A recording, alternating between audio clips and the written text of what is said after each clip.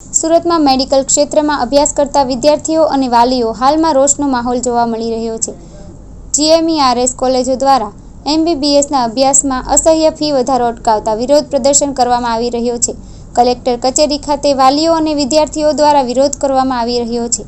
સરકાર દ્વારા જીએમઈઆરએસ કોલેજોમાં અસહ્ય ફી વધારો કર્યો હોવાનો આરોપ લગાવવામાં આવી રહ્યો છે.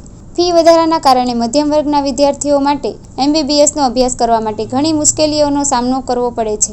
અત્યાર સુધી જે ગવર્મેન્ટ કોટાની ફી 3.30 લાખ હતી તે વધારીને 5.50 લાખ કરવામાં આવી છે. મેનેજમેન્ટ કોટાની ફી રૂપિયા 9 લાખ હતી તે વધારીને 17 લાખ કરી છે, જે મધ્યમ વર્ગ અને ગરીબો માટે ભરવી અશક્ય છે. એક તો આ વર્ષ દરમિયાન નીટની એક્ઝામમાં ગેરરીતિ થઈ છે, જેના કારણે જે કટ ઓફ મેરિટ ઊંચું ગયું છે તેનો ન્યાય હજુ સુધી વિદ્યાર્થીઓને મળ્યો નથી. ત્યાં આ ફી વધારાનો દાજિયા પર ડામ જેવું આપવાનું કામ કરે છે. વાલીઓએ કહ્યું કે એક તો આજના સમય પ્રમાણે ડોક્ટરોની માંગ વધી છે, ત્યારે સરકાર સરકારી બેઠક વધારવાની જગ્યાએ ફી વધારીને એવું સાબિત કરવા માંગે છે કે ડોક્ટર બનવાનો હક ગરીબો અને મધ્યમ વર્ગ માટે નથી, પરંતુ અમીરો માટે છે. ગરીબો અને મધ્યમ વર્ગના વિદ્યાર્થી પણ ડોક્ટર બની શકે છે અને સમાજને તંદુરસ્ત બનાવવાની પોતાની ફરજ અદા કરી શકે છે. આ તોતિંગ ફી વધારો રદ કરવા માંગ કરાઈ છે. ગયા વર્ષથી એટલી જ ફી રાખવા અનુરોધ કરવામાં આવ્યો છે. મારું નામ મહેક ડોબરિયા છે. કલેક્ટર કચેરી શું રજૂઆત માટે આવ્યા? અમે અહીંયા ફી વધારો પાછી કરવા માટે આવ્યા છે. અચ્છા, કેટલા ટકાનો ફી વધારો આવ્યો આશરે? પહેલા કેટલી ફી હતી અને અત્યારે કેટલી હતી?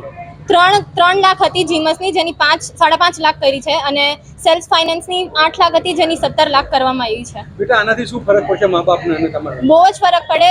5 થી 6 વર્ષનો અમારો ડ્યુરેશન હોય એમબીબીએસનો, જેમાં વધીમાં વધી 1 કરોડ ફીસ જતી રહી, અને એની પછી એમડી એમએસ જે બી સ્પેશિયાલિટી કરો, માસ્ટર્સ કરો, એમાં અલગથી વધારે લાગે.